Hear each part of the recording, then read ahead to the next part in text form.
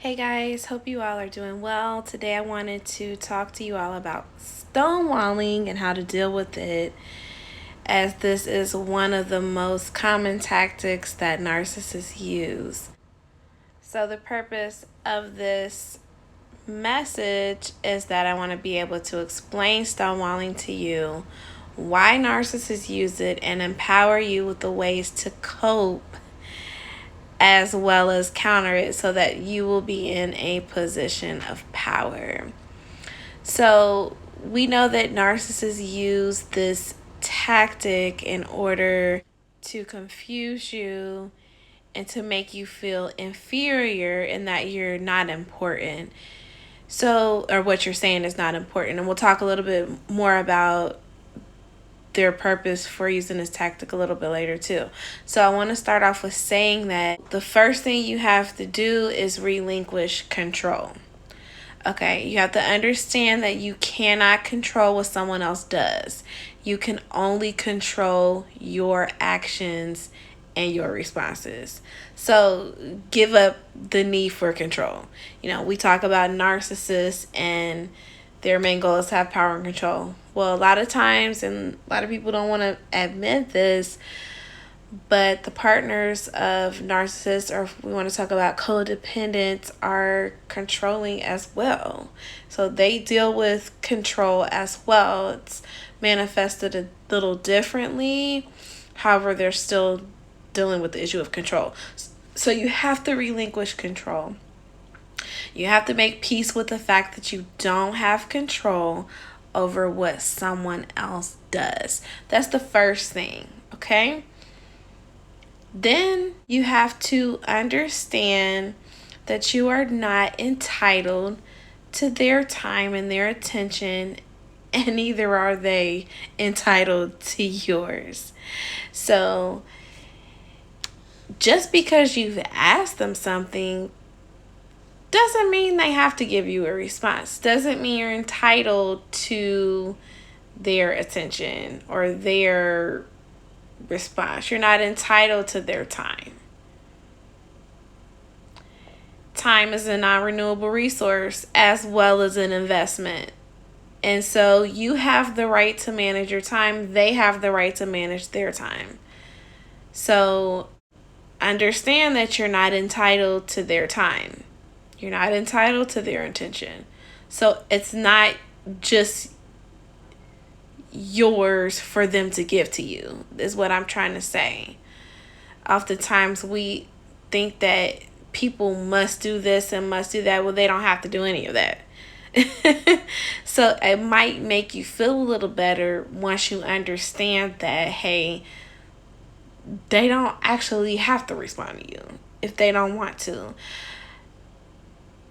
Subsequently, if this is the type of person you're dealing with, and we'll talk a little bit later about mutuality and those type of things, know that other people are not entitled to your time either.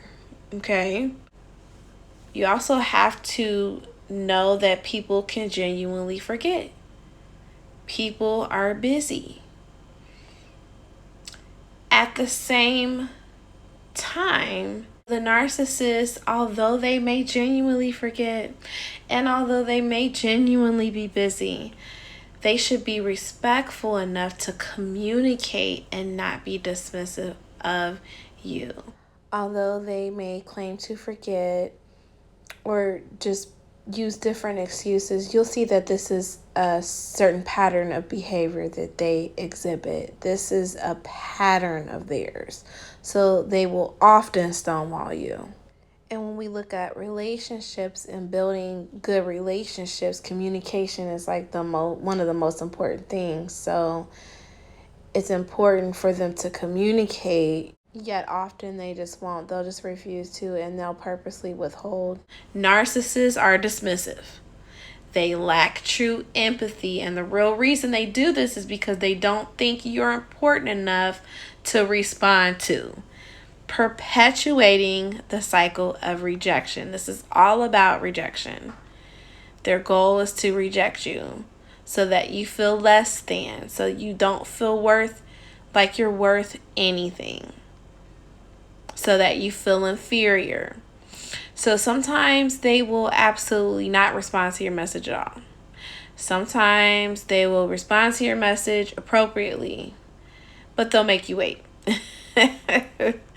Other times they'll respond to you with a completely different topic, not addressing your initial concern. And sometimes they'll even respond in a different forum or not directly to you. So say if you directly ask them a question, they might answer it on a different platform or a different forum as opposed to responding directly to you. And this is to break the flow of this interaction, okay, to gain power. But this can be okay if, let's say, you might manage others and everyone else will benefit from the response, or they'll need to know this response. It's fine, wherever they send the answer or share their response. If other people need to know that answer response, then it's fine. Okay, but most people would just respond direct, like normal people would respond directly in that same forum that the question was asked or presented in. So when you see how this other person is responding, or the way that they're responding, or the lack of their responses, you'll understand the nature and the character of the person that you're dealing with. So although they have the right to do all of these things, you'll kind of see who this person is, and you'll see who it is you're dealing with. So I think it's fair to say that the majority of people want to be acknowledged and respected. I believe most people want that, right? Most people want to be acknowledged and to be respected. Even in a professional work setting, it's expected for communication to be returned in a timely manner. There's usually a certain turnaround time that you have to respond by. And so narcissists make it a point to disregard you and your messages, because to acknowledge you or to acknowledge your message in their minds means they are no longer superior, and they then lose power over you. They lose control over you. One of the things that I've realized is that the true test of character shows up in how you treat people. How do you treat people? How do you treat people who don't have the same status as you? So you'll see that the narcissist treats everyone else as if they're just not as important as them. So you have to look at this and this person and figure out what aligns with you and what doesn't. There should be a certain level of mutuality and respect. Narcissists know this. They just choose not to respect you. They choose not to show up in a mutual way. There's no mutuality. They can't coexist with you, because to see you as an equal would mean they are less than. You can't be on the same level as them. So it becomes a matter of you seeing this individual for who they are. Someone who doesn't value you enough to respond to you. Someone who is disregarding you. Someone who's intentional about disregarding you. Someone who's inconsiderate. They're insensitive. Someone who's disrespectful.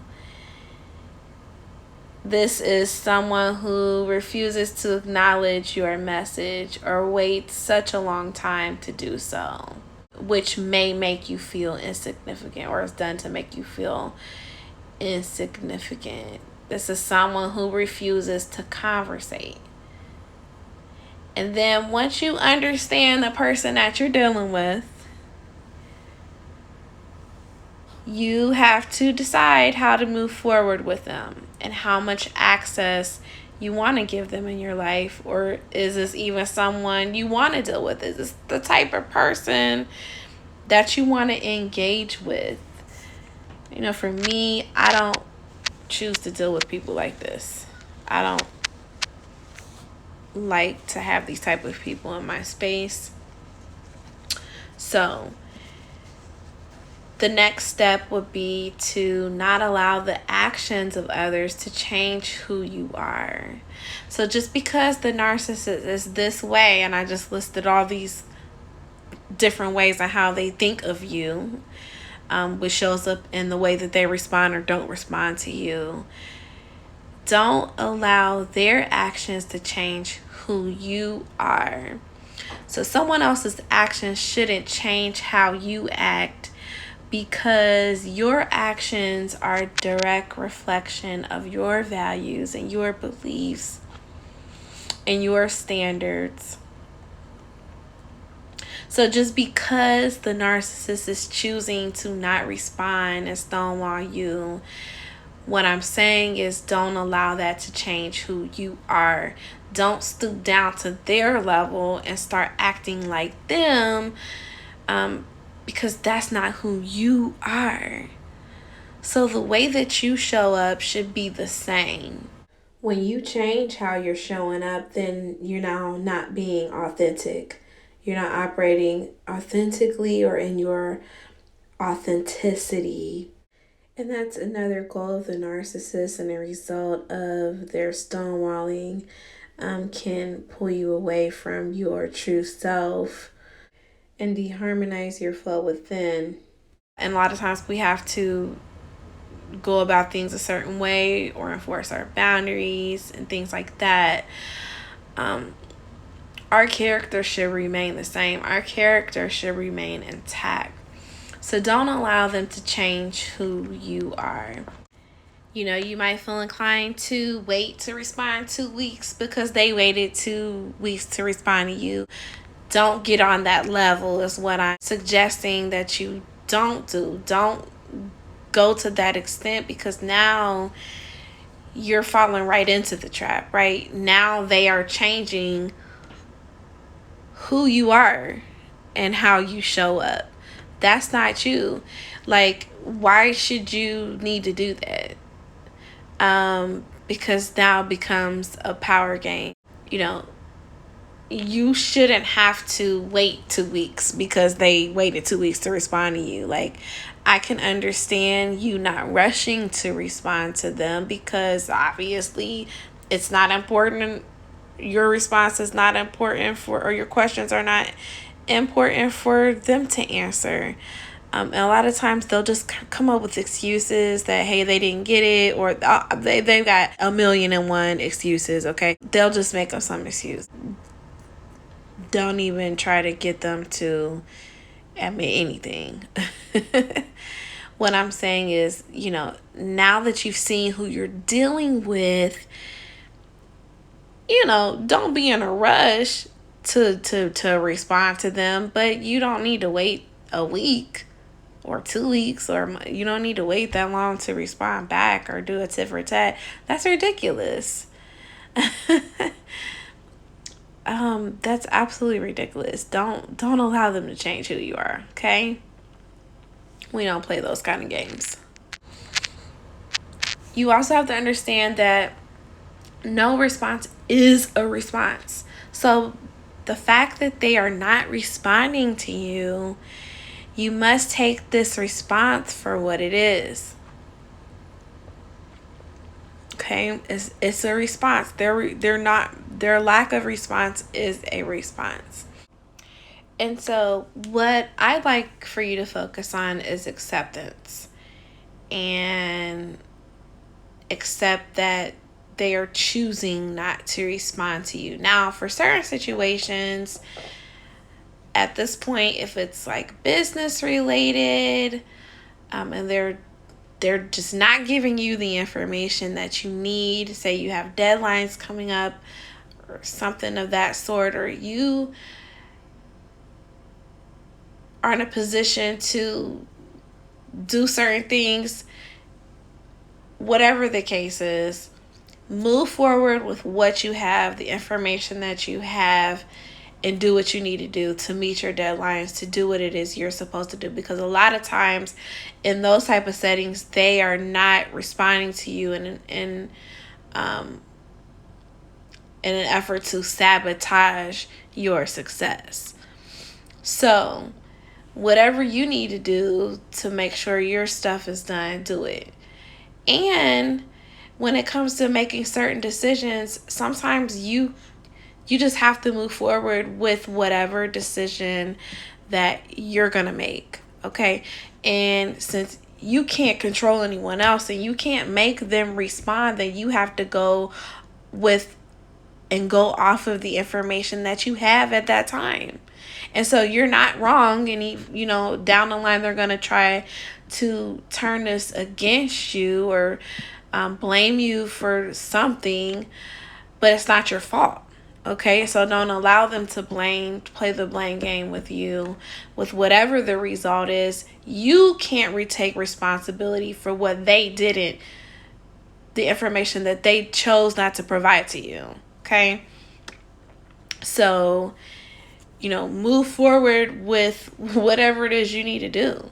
And they will have to pick up their slack. Like, stop picking up their slack. Like, stop taking responsibility for what they're supposed to be doing. Okay, because the narcissist really doesn't like to do a lot of work. They are really lazy at the core. Especially people in higher positions, they like to get in those high positions, but most of the time they have a lot of other people doing the work for them, or it's like they have slaves working for them who basically are doing everything.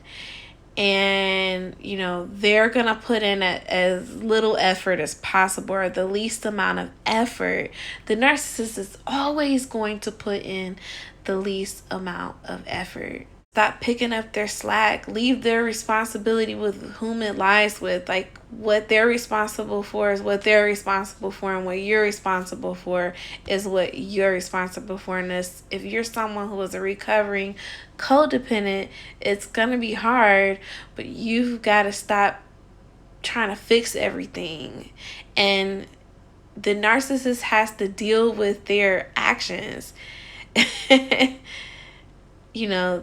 They don't understand cause and effect. I don't know why.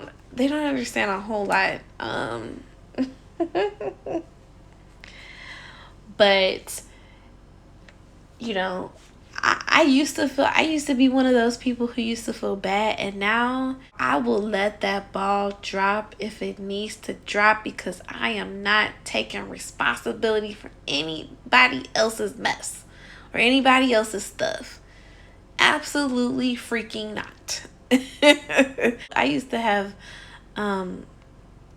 really a lot of issues with that, but thank God he delivered me from that codependent mindset. And now I never do, and I will let that ball drop as hard as it wants to drop.